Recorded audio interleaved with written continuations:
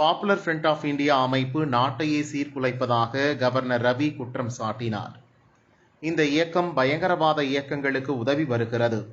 Afghanistan, Iraq, சிரியாவில் நடந்த தாக்குதலுக்கு பாப்புலர் ஃப்ரண்ட் ஆள் அனுப்புகிறது என்றார். அரசியல் லாபத்துக்காக வன்முறை தூண்டுபவர்கள் அனைவரும் பயங்கரவாதிகள். நேஷனல் டெவலப்மெண்ட் ஃப்ரண்ட் என்ற அமைப்பு 2006 பாப்புலர் ஃப்ரண்ட் ஆஃப் இந்தியா என்ற பெயரில் அமைப்பாக மாறியது. தமிழகத்தில் மனிதநீதி பாசறை அமைப்பு இதனுடன் இணைந்து இருப்பதை குறிப்பிட்டார். General A. Arun, GOC Dakshin Bharat area, Thirumathi Pushpita Mitra, wife of late General Subrato Mitra, Professor S. Gauri, Vice Chancellor, Madras University,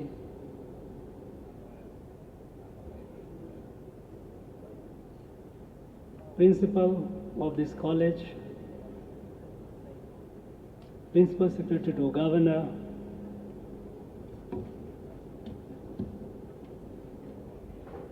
distinguished invitees, gracious ladies and gentlemen, Anaivarkum Vanakkam.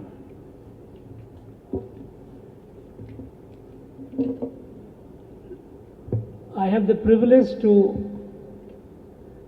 release this book.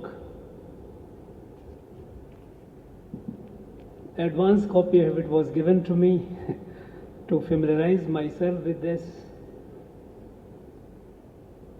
and I must say that this is a very, very valuable addition to the scholarly work on terrorism and counterterrorism. The existing oeuvre that we have, it is a very, very valuable addition. General Subrato Mitra was a highly accomplished soldier, highly decorated.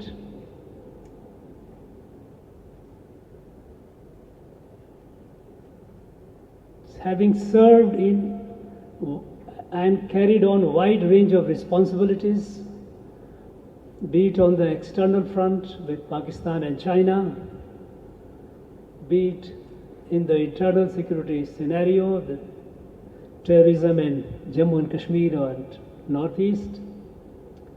He has spent his life defending the country from the enemies without and enemies within.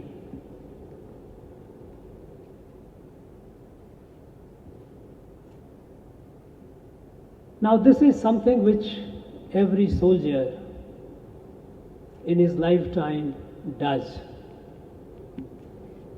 But General Mitra was more than that. He was not only very intellectually sharp, he was an excellent soldier, but he was also he had a very inquiring, inquisitive mind, which led him to foray into an area which is usually not very common for, not only for soldiers, but even for any other civil servant. Doing research, getting into the depth of the issue, because what happens is a soldier fights on a day-to-day basis the enemies, and these fights are essentially tactical responses to the threats which are essentially, at that point, it's a tactical in nature. Neutralizing the modules, neutralizing the terrorist. This is a normal routine which our army has been doing since long, in fact, since the first decade of independence. Indian Army has a very, very rich experience in counter-terrorism, and also what is loosely called counterinsurgency. It is nothing but terrorism.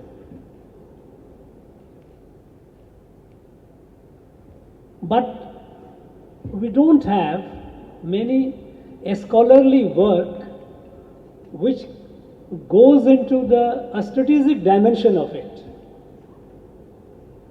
And here, General Mitra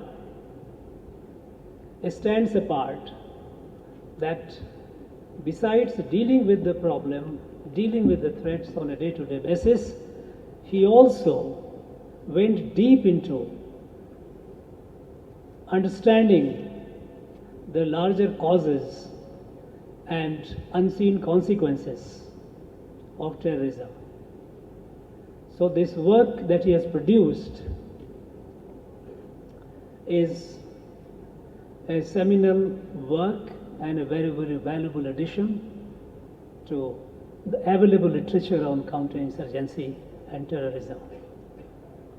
I would like to thank his gracious lady wife, Puspita Mitra, for taking the initiative to see that the work that he had done, it comes out in the form which is available for the posterity to read and benefit.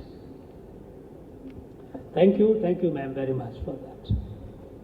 And of course, the university, Madras University, the guide, the professor who guided him, helped him technically about the technique of research and all, they all deserve credit.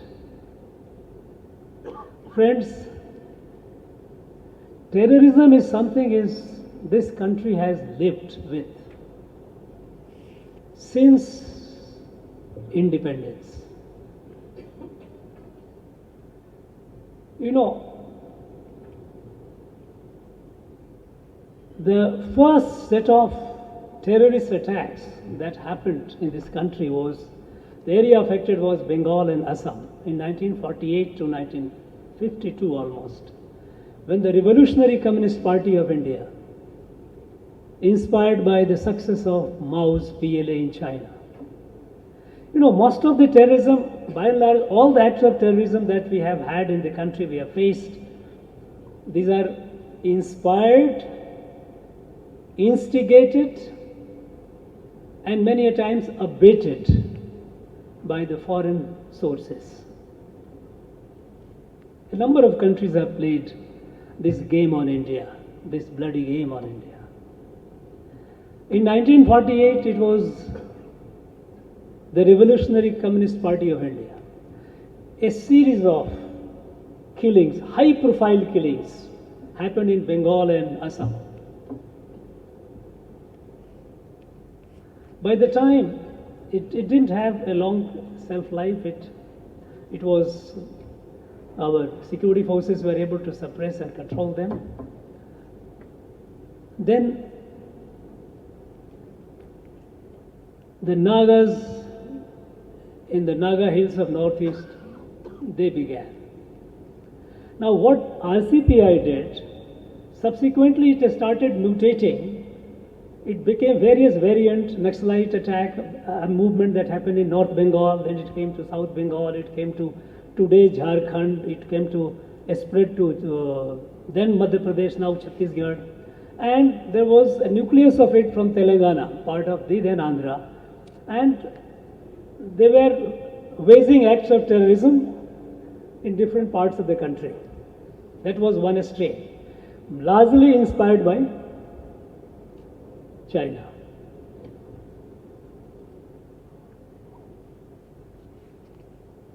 When the Nagas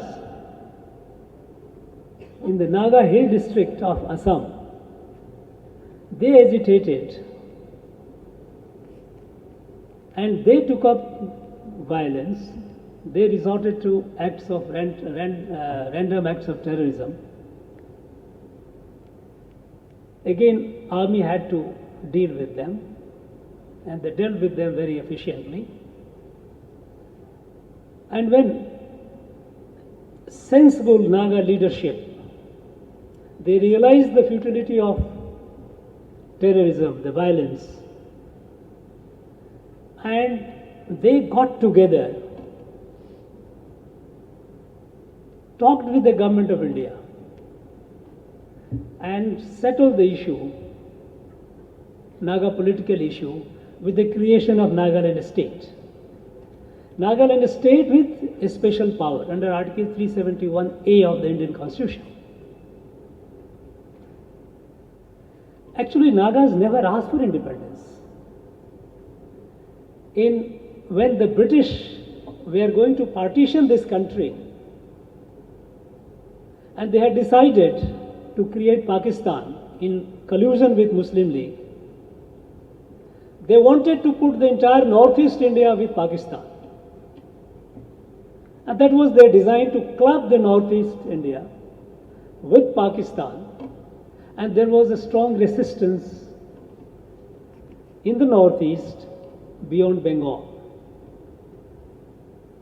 And Nagas had come forward very actively in the protest against merger of northeast India into Pakistan. And then the only political entity in Naga held district, which was the Naga National Council, they passed a resolution in 1946. In April 1946, they passed a resolution that Naga Hills shall be part of India, independent India, with local autonomy. So they never asked for independence. It was only subsequent. The nature of autonomy was something they were talking about. What should be the nature of autonomy? The independence was never on their agenda. But then, in 50s, when India, I'm just giving a geopolitical context. Having worked in this field, I thought it's my obligation to talk about it and give some brief. When India had refused to share the worldview, Anglo-American worldview,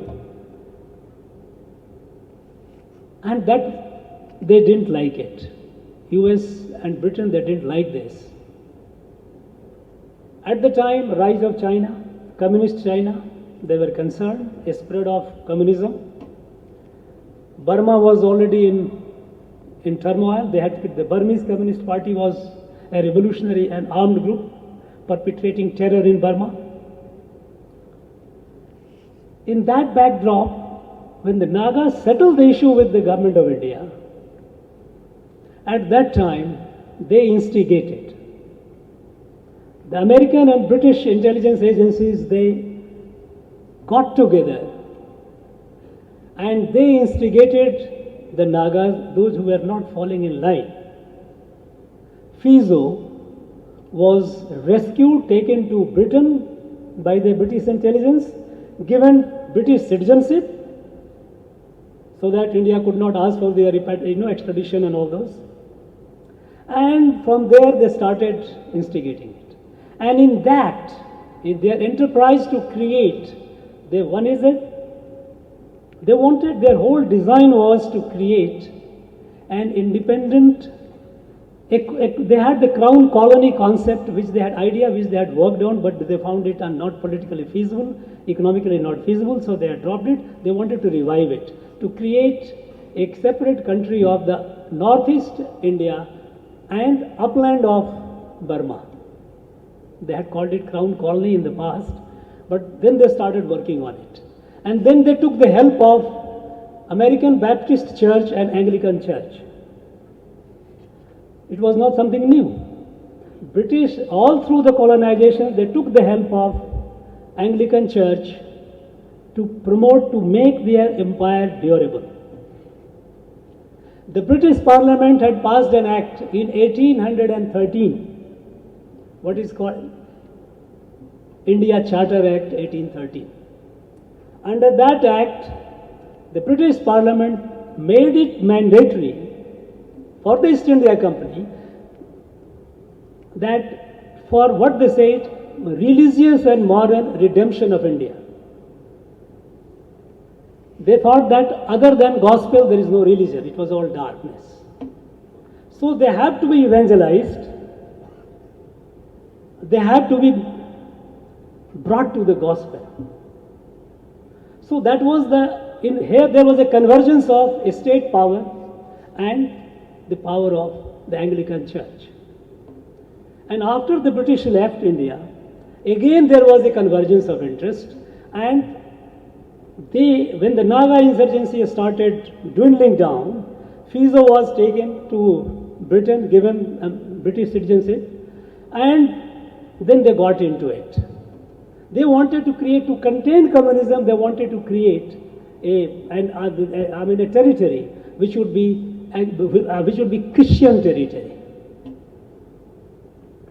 To contain, because communism was a very strong idea. They tried the same thing on the Western Front when Russia moved into Afghanistan. They tried to encourage radical Islam.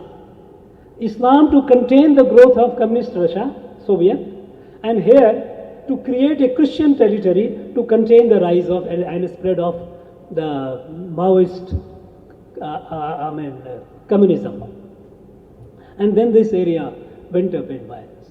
The violence has spread to Mizoram, Lusai Hills, Manipur. Those who were loyalists of Maharaja, they were not happy with the merger of Manipur.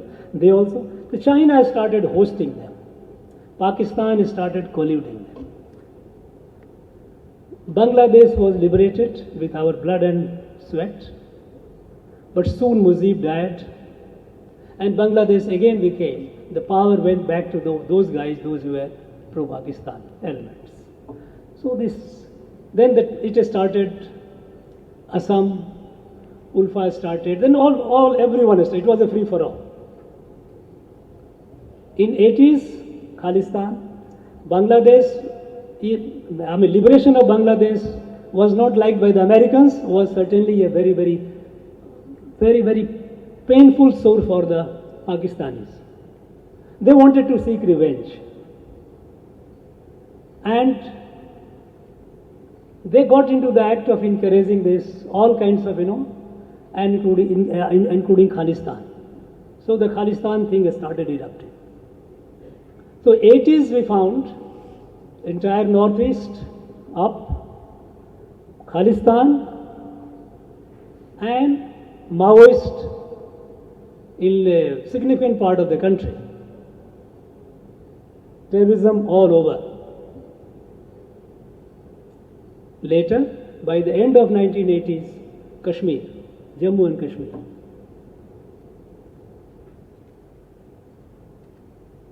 Subsequently, others also joined. Radical Islamists got into the act of terrorism.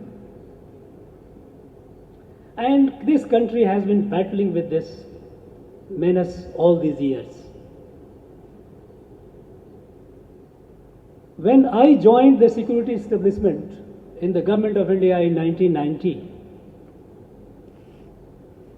it had become a new normal to accept it as if it is a part of our life. People in the government, civil and military both, their assumption was that this is a problem that India has to live with. We have to manage it.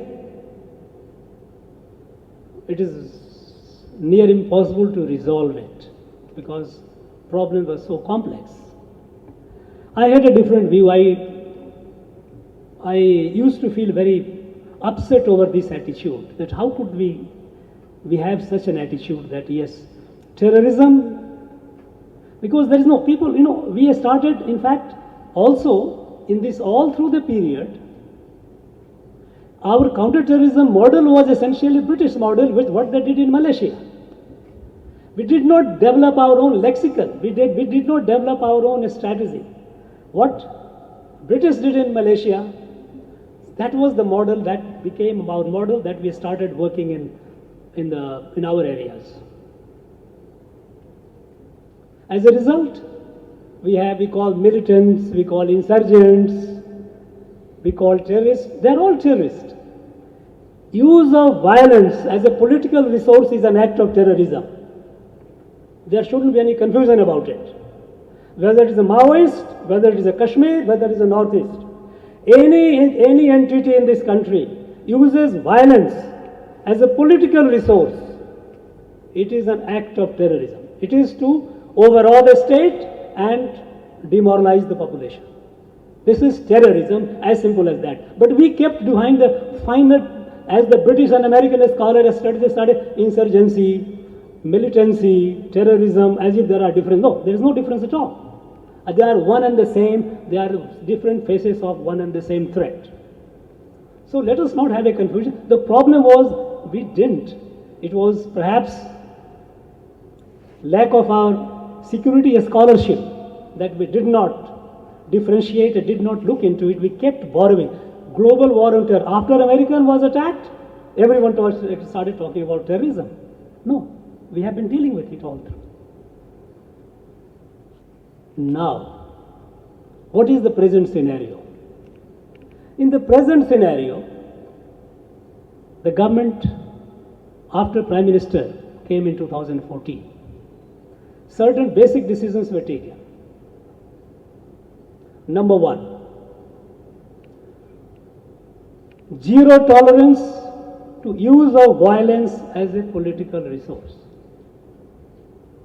We will not tolerate it. No political negotiation with anyone who uses violence as an instrument of politics. No. Earlier days, some group will come up, kill the people, and then will say, we want to talk.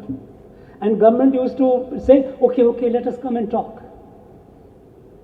We have seen very, very embarrassing situations when some gangs of people, the terrorists, having killed hundreds and hundreds of people, suddenly they would come and say, okay, now we will have a talk with you. So they will come and they will be garlanded with gamocha and garland and brought into as if they are now gentlemen. This used to happen.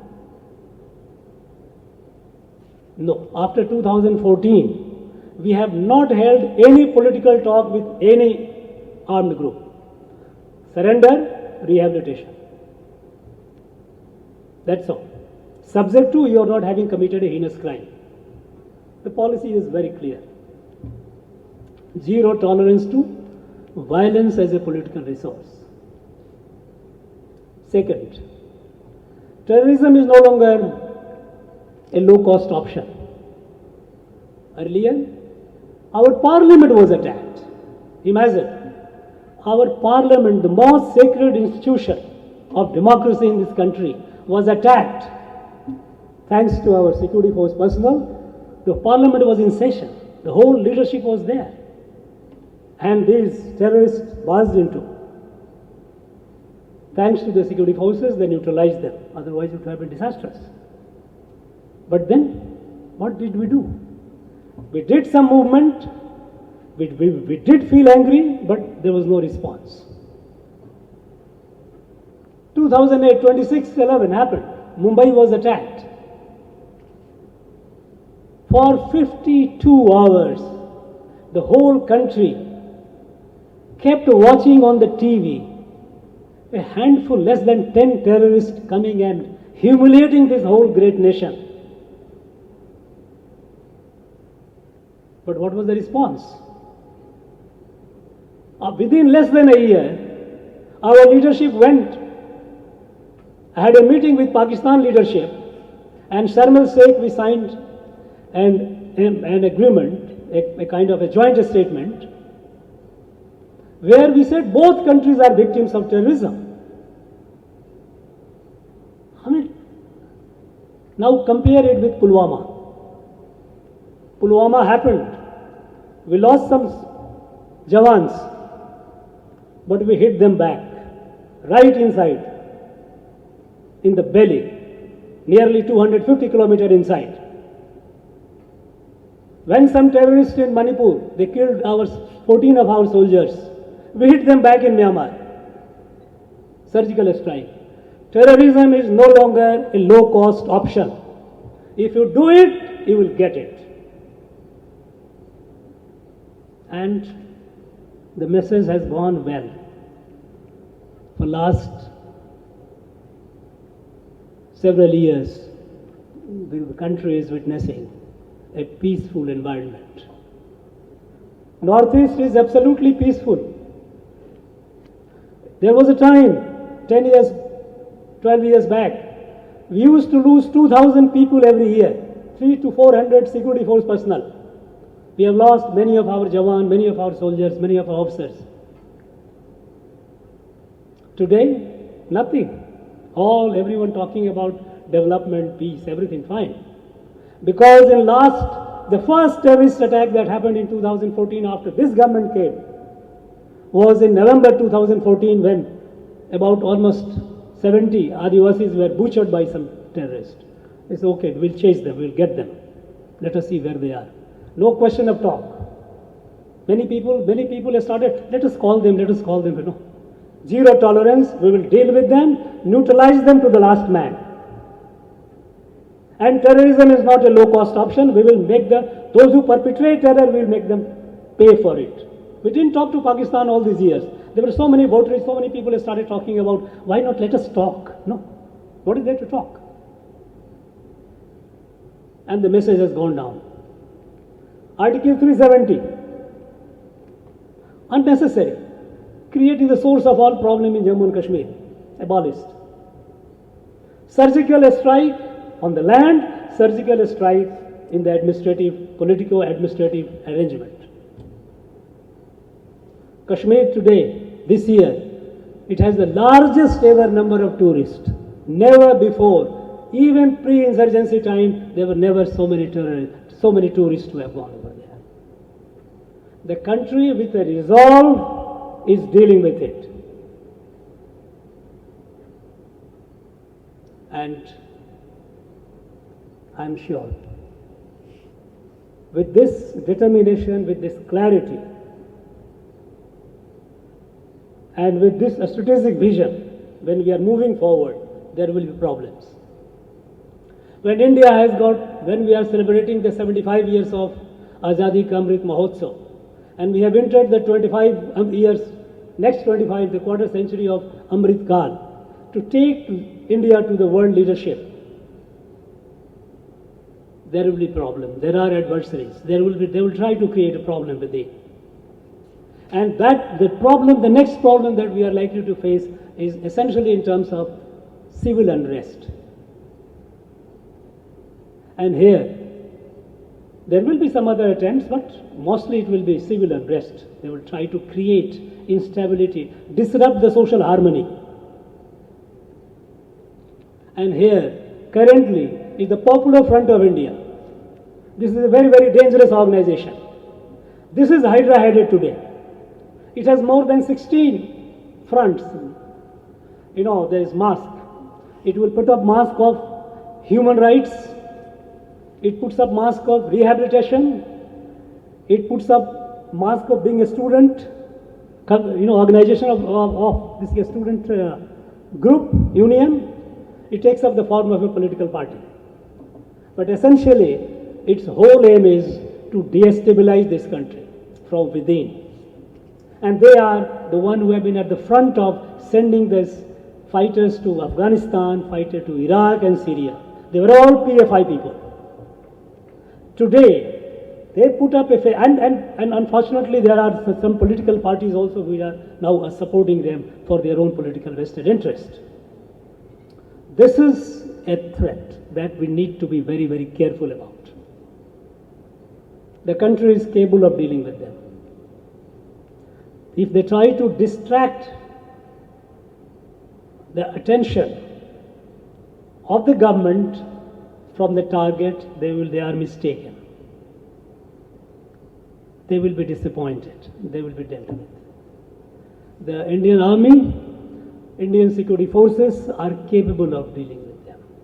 We have dealt with them all these years, but now we are dealing with them with a clear vision, clear strategy of zero tolerance and making it far more expensive, costly for those who will perpetrate act of terror. Friends, in this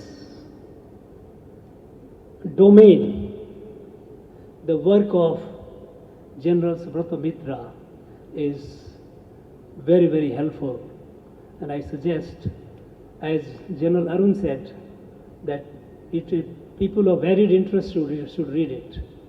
It's a good book. I'm sure when you have read it, you will not be disappointed. I was not disappointed. It will be very enriching. Thank you. Thank you very much. God bless all of you. Thank you. Vanakkam. Jai. Nadu.